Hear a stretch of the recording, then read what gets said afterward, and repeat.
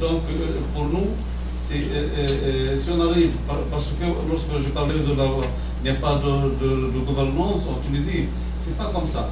C'est pas parce que j'ai voulu écrire ça. Non, parce que nous avons mené une étude sur l'efficacité de gestion et la représentativité écologique. Et cette étude, d'ailleurs, nous avons pris le système vénitien pour l'efficacité écologique et d'autres institutions internationales, a démontré clairement qu'il n'y avait pas une gouvernance assez bonne et la gestion n'était pas efficace. Donc personne ne peut bien vous dire une fois que nous avons une bonne gouvernance au niveau de la Tunisie. Donc c'est clair. Donc pour le problème de quelle est la réponse, parce qu'il y a quelqu'un qui a demandé qu'est-ce qu'on doit faire pour améliorer le mode de gestion au niveau de notre ressource naturelle. Dans mon exposé, j'ai proposé qu'il y a, pour nous, on veut une méthode décentralisée, une mode de gestion décentralisée. On veut intégrer vraiment la population. C'est comme a dit Seridi, c'est pas tout simplement de donner des ruchers, non, c'est pas ça. Ce qu'on cherche, c'est qu'ils rentrent, et nous, maintenant, nous sommes tout à fait conscients du rôle des ONG, parce que les ONG ont un rôle très mondial dans notre activité. Et d'ailleurs, en Tunisie, lors de cette révolution, c'était seulement les ONG qui ont la possibilité d'aller visiter les aires protégées et de parler avec la population. Nous, en tant qu'administration, on ne peut pas faire ça. C'était seulement les ONG qui peuvent faire ça. C'est ça le rôle primordial des ONG. C'est ça pratiquement mes remarques. Un dernier point, s'il vous plaît, parce que... Oui, il a fini. Ah, ok. Merci. Monsieur Olivier. Je me cache. On reste dans mais en ligne... Le problème. Je ne veux pas passer avant madame. Ok. Pardon. Don't worry, Antonio and Hugh, I will make it very short. I have 3 quick points to make. First of all, a lot of you spoke about capacity building in the area. We are big believers in helping to build the capacity of NGOs and are very interested in trying to support the new NGOs and smaller NGOs that are working in the region, particularly in North Africa right now. I am not in any position to announce anything, but I can tell you that we're in discussions with 2 other large donors to try to get going a small grants fund in order to do that, focused on capacity building in North Africa. We'll be having some conversations about that and hopefully have something more concrete to tell you about in the following months, I guess it is fair to say. The second thing is just to follow up on what Sidat said about the launch of the Mediterranean Footprint Report. There is a meeting in Venice on the 1st and 2nd of October. If anyone is interested in being involved in that, please leave me your card and I'll make sure that you get an invitation. We'll be discussing the outcomes of that report and what we need to do about it. We'll take advantage of that session as well to bring together a number of donors in the Mediterranean region to have a discussion amongst ourselves about how we collaborate, how we work together, and what we can do to better support what's going on in the region. And the last thing, I mean, just in terms of keeping it very brief, what to do now. There's a lot of specifics we could go into that I just don't think we have time for. My plea is to move fast. We in the conservation movement know that these things take a really long time. We don't have that time with the opportunity presented now. So let's not wait till the next Congress to present a motion and then debate it and then vote on it. I mean, we have to be moving really fast, and we have to break out of our normal mode of working in order to do that. And I'll stop there, but I'd be happy to talk to some of you individually more afterwards. Thank you.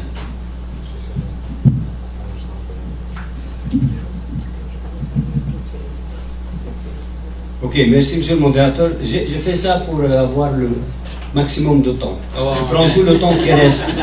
Bon, j'ai pris le risque, peut-être qu'il reste 2 minutes, mais en tout cas. Ok, Time's up. je vais y aller rapidement. Moi, j'approuve tout ce que les collègues et les amis ont dit, et je résume tout ça en 3 temps. Comme disait l'ami égyptien, c'est Adli, il est là toujours. Oui, je vois une tête qui ressemble à la mienne. On doit affecter les rôles. J'ai bien aimé votre intervention. On doit affecter les rôles, on doit former et on doit appuyer financièrement. Et je vais directement pour réagir à ce que disait mon ami Jean Jalbert. Est-ce qu'on est en mesure d'élaborer des solutions basées sur la nature? Je crois que ce n'est pas évident, du moins dans notre contexte régional, sous-régional, en Afrique du Nord. Parce qu'on est encore en train de nager dans cet univers de grandes expressions, de grands mots. Développement durable, je te jure que personne ne sait qu'est-ce que c'est. On a parlé du développement rural. Si Benissa a été dans notre ministère de l'Agriculture, il connaît cette histoire. On n'a jamais pu faire de développement rural un dossier que pouvait porter un ministère quelconque.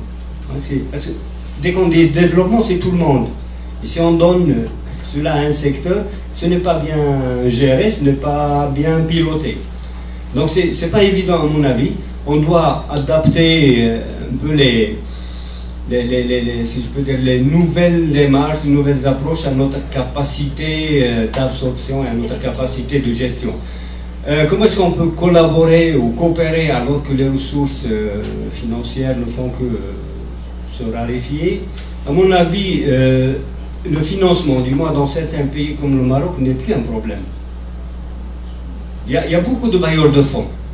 Moi, je trouve le problème, à mon avis, le danger, si je veux dire, réside dans la coopération. Et hier, je parlais avec Antonio d'une certaine chose, c'est que je lui ai dit que chez nous, on monte des projets parce qu'il y a une opportunité financière. On ne cherche pas le financement parce qu'on a un projet. Et ça, c'est grave, on a vécu longtemps. Et il y a le danger, c'est qu'on a profité parfois de faire passer des projets par des ONG. Bon, les ONG sont preneuses, on dit, c'est correct. Hein? Ils prennent les projets parce qu'ils doivent travailler, etc. Mais souvent, ce n'est pas le meilleur ou ce n'est pas le maître d'ouvrage le plus convenable. Je n'ai rien contre le fait d'impliquer, mais il y a des coopérations qui passent comme ça et c'est dangereux à mon avis. Donc on doit revoir la démarche, on doit renforcer les capacités des ONG et en conclusion, et j'adresse un message ou une recommandation à l'IUCN-MED, moi je pense que le centre peut jouer un rôle de, comment on dit, de coach par rapport du moins pour l'Afrique du Nord et se positionner dans tout ce monde-là de conventions et de bailleurs de fonds, si je peux dire, parce qu'il y a des objectifs qu'on doit réaliser dans le cadre de nos engagements vis-à-vis des conventions, et il y a des bailleurs de fonds. Il y a le GEF qui finance la réalisation, si je peux dire, des projets pour réaliser des objectifs de la CBD. Alors là, on manque parfois d'accompagnement pour un certain développement organisationnel chez nous, que chacun joue son rôle correctement et réaliser le projet en question. Je vous remercie. Merci, M. le modérateur. Merci. Donc, vous avez quelques points à faire? Oui, pour répondre à Allez, trois questions. Allez ici.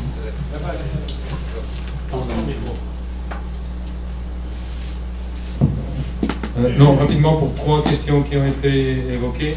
Je crois qu'elles étaient dirigées à l'UICN Centre Malaga. D'abord, la première sur le comité régional, oui ou non. Le centre peut aider. C'est une plateforme. Mais il faut suivre le statut, les règlements internes de l'UICN. C'est aux membres de décider s'ils veulent ou ils ne veulent pas mettre en place ce comité. Il y a déjà eu des initiatives pour faire un comité régional méditerranéen. Et maintenant, il y a une initiative pour faire un comité de l'Afrique du Nord. C'est une compétence des membres. Le centre ne peut pas intervenir en tant que secrétariat pour instituer quoi que ce soit. Ça, on doit le tenir clair parce que l'UICN, c'est conseil, membership, secrétariat et commission. Et il y a des règles pour cela. Deuxièmement, il y a eu deux demandes d'inclure les oasis. On a envoyé le programme Afrique du Nord, on a envoyé le programme méditerranéen. Et dans les activités, c'est un sujet fondamental. C'est un sujet fondamental, les oasis. Il y a une ligne d'action pour les oasis. Et déjà, on a commencé à une première réunion qui a eu lieu au mois d'octobre, c'était en Mauritanie, avec les 4 pays. Impliqués. Non, comme ça. Troisièmement, pour répondre à la question de notre ami, l'association écologique de Mouvernay, et là je dois remercier les paroles du délégué espagnol. Nous avons un programme. Nous avons un programme qui est clair, un programme que je crois qu'il a été, les 2 programmes, ils ont été élaborés tenant en compte les situations dans lesquelles on est en train de vivre maintenant, tant au nord comme dans le sud. Ça a été réduit, ciblé et bien équilibré pour arriver à des résultats concrets. On passe d'une étape où c'était plutôt petit projet sur le terrain, à passer à parler de gouvernance, d'information pour la prise de décision. Et des projets, oui, mais des projets qui servent à illustrer comment on fait cela. Comment on fait de la gouvernance, comment on fait des solutions, comment on prend des exemples basés sur la nature pour exécuter des politiques. En Méditerranée, il y en a tout plein. C'est à nous de les lancer. Simplement, ces 3 choses-là, malgré la situation, comme disait Linda, c'est une opportunité. Il y a une grande opportunité pour changer. Pour faire les choses d'une autre façon, plus efficace, et pour s'impliquer plus. Le centre UICN Med, il est là, mais UICN Med, c'est tout le monde. C'est une implication de tous les partenaires. On a combien à l'ANSA? 170, non? Autour de la Méditerranée. Il y a une grande base de coopération et de travail, et soyez sûrs qu'on va arriver à 2016 avec le programme réussi. Merci. Merci. Ok, merci. Et juste pour un petit exercice de clôture, je demande aux panélistes, c'est un exercice, une chose. Si vous avez des ressources illimitées, l'autorité est plus grande, quelle est une chose que vous faisiez demain qui est le plus prioritaire pour vous? Est-ce qu'il y a quelque chose que vous pouvez identifier? C'est pas de mise à côté tous les autres, mais la liste est longue, mais pour vous, quel est le point le plus prioritaire? Micro. Voilà. Non, on fait à l'envers.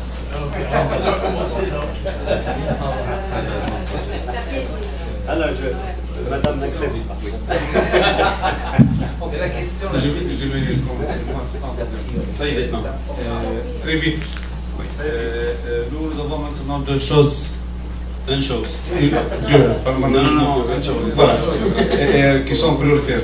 C'est l'organisation de la population locale, pour avoir un locuteur qui peut s'intégrer facilement dans la gestion des ressources naturelles. Et la deuxième chose, c'est améliorer la gouvernance. Donc, c'est très précis.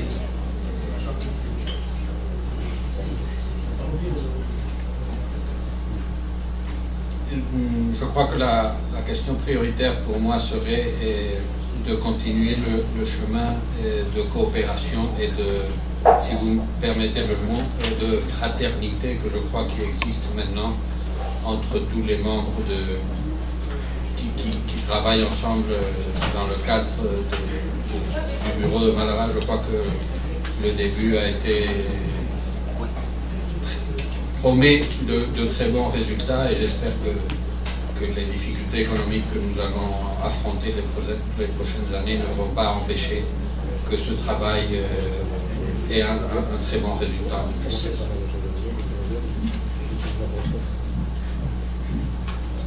Monsieur le modérateur, il n'y a rien, aucun sou. Hein? Non. Mais j'ai l'autorité. Oui. L'autorité sans Oui. aucun sou. Non. Ou les deux. Ou les deux. Ou les deux. Dans tous les cas, moi je propose qu'on continue notre processus d'organisation pour une mise en œuvre et une opérationnalisation d'abord et une mise en œuvre de notre programme d'action 2013-2016. Okay, my one thing would be to get on the path of a sustainable economy, both in the south and the north. Okay, thank you. Ok, on doit quitter la salle. Je veux remercier les panélistes pour toute leur présentation, leur effort de préparation et aussi pour notre équipe de traduction en arrière qui a travaillé tout au long. Et j'invite Troya pour faire les mots de clôture. Non, très brièvement, 30 secondes pour remercier les panélistes. Très bonne réflexion. À vous, à tout le public, je crois qu'il y a eu des bonnes réflexions. Je crois qu'on a pris note de tout cela. On va essayer de le mettre noir sur blanc. Et je pense qu'on pourra, ces réflexions, les organiser et les envoyer à tout le monde un peu. Et les inclure aussi comme un annexe aux deux programmes. Un peu ces réflexions-là. Et merci à tout le monde. Mais avant de partir, simplement, je voudrais donner la parole à Puri Canales qui va nous annoncer un petit événement qui aura lieu en Turquie. Mais avant cela, merci à tout le monde encore une fois, et je crois que ça a été vraiment de grande aide, toutes les apportations que vous avez faites. Merci. Merci Antonio, je ne vous quitte pas beaucoup de temps. Brièvement, c'est pour vous inviter au mois de novembre, du 25 au 28 de novembre à Antalya, en Turquie, à participer au Forum méditerranéen des aires marines protégées, qui est organisé par MEDPA avec le RACSPA, le gouvernement de